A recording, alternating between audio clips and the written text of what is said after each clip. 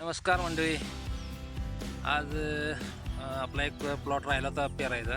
ते ज्वारीसाठी आपण ठेवलं होतं, पण पावसामुळं आणि बाजूला ऊस असल्यामुळं ऊस परत पाखरं भरपूर ताप देतील. त्यासाठी आपण परत त्या रानामध्ये मकाच पेरणार आहे. आणि मका पण आपण आता ट्रॅक्टरनं पेरत नाही. मकाचं पेरण्यासाठी आपण एक यंत्र आणलेलं आहे. ते टोकन यंत्र जे आहे, किंवा कोणाला माहीत असेल कोणाला नाही, तर टोकन यंत्र आणलेलं आहे. आणि त्याची जोडाजोडी मी अगोदर एक 4 दिवस करून घेतली. आणि विशेष म्हणजे हे टोकन यंत्र आणून पण 6 महिने झाले. म्हणजे मिरगाचं पीक ज्यावेळी घेत होतं त्याच्या अगोदर मी आणून ठेवलं होतं, पण पावसाच्या ह्याच्यामुळे काय पेरता आलं नाही. चिखलात जास्त पेरलेत नाही. ते वापसा चांगला असेल तर पेरले येतं. तर आता मका आपण पेरणार आहे त्यानं. तर तुम्हाला दाखवतो कसं आहे ते यंत्र आणि पीक किती अंतरावर पडतं तेही तुम्हाला दाखवतो.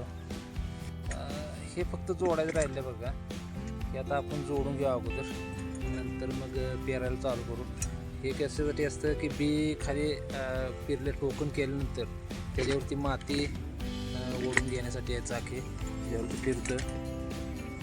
तर घेऊ, चला जोडून घेऊ आणि चालू करू. तर हे अशा पद्धतीचे यंत्र आहे बघा. टोकन यंत्र नवीनच आहे आणि आता पहिल्यांदाच आपण त्यांना टोकन करायला लागलो आपण मका. तर अशा पद्धतीनं एकच बी सोडला जातो बघा. एकच बी हे तर आता दिसेल या ठिकाणी. एकच बी, फक्त एकच बी सोडतो. आणि एखाद्या वेळेस लहान बी असेल तर घेऊन सोडलं तरी पण काय फरक पडत नाही. आपण अंतर पण भरपूर 4 फूट अंतर ठेवलं सरीमध्ये. त्याच्या सऱ्या अगोदर करून घेतले. जे उसाला बेड आपण करतो त्या पद्धतीचं आहे.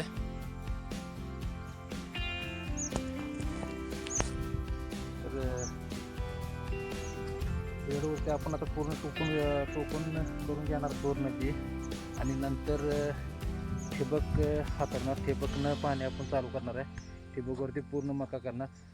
आणि शक्यतो जेवढी आता आपण मका जे करतो आपण 4-5 एकर मका आहे आता माझी. तर ह्या सीझनला सगळी मका आपण ड्रिपवर करणार आहे. कारण काय पाणी काय आता एवढं द्यायचं होणार नाही. भरपूर लागतात. 9 ते 10 पाणी लागतात जर दंडाने द्यायचं म्हटलं तर ते शक्य नाही आता. तर चला टोकन करून घेऊ, नंतर मग बघू.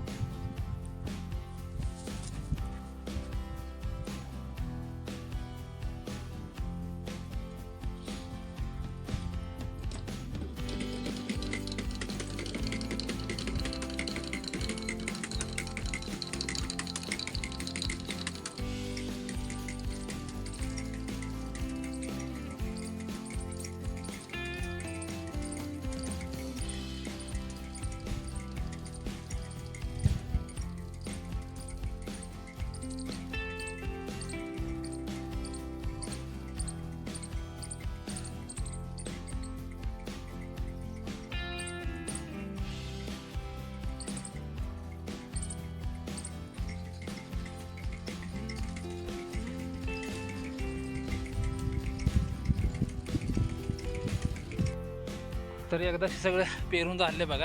टोकन पूर्ण फिरवलं आपण. निघाय अर्ध्या एकराला जरा थोडं जास्त आहे, म्हणजे पावणे एकराला थोडी कमी असेल.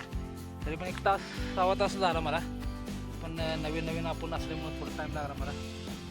आणि आता भरपूर दिवस झाले पाऊस चालू असल्यापासून कामाची काही सवय नाही, त्यामुळे थोडा टाईम लागला. साधारणतः 6 तास लागला असेल मला. आता आज तर ऊन भरपूर पडले. संध्याकाळी जर थोडाफार पाऊस आला तर आपल्यासाठी चांगलंच आहे. पण आपण मका वगैरे काढले त्यासाठी चांगलं नाही.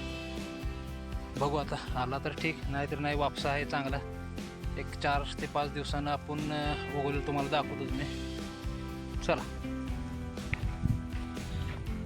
तर मका तर आपण पेरून घेतली, पण ह्या टोकन यंत्राचं वैशिष्ट्य तुम्हाला सांगतो की बरोबर जे अंतर आपण ठेवलेलं आहे, जेणेकरून बघा इथे एक बी पडलेला आहे आणि ह्याच्यानंतर ह्या ठिकाणी म्हणजे बरोबर 1 इंचीचं अंतर आहे. आणि एवढ्या अंतरावरती खाली बी आणि एकच पडलेलं आहे. बी आहेच त्यामध्ये.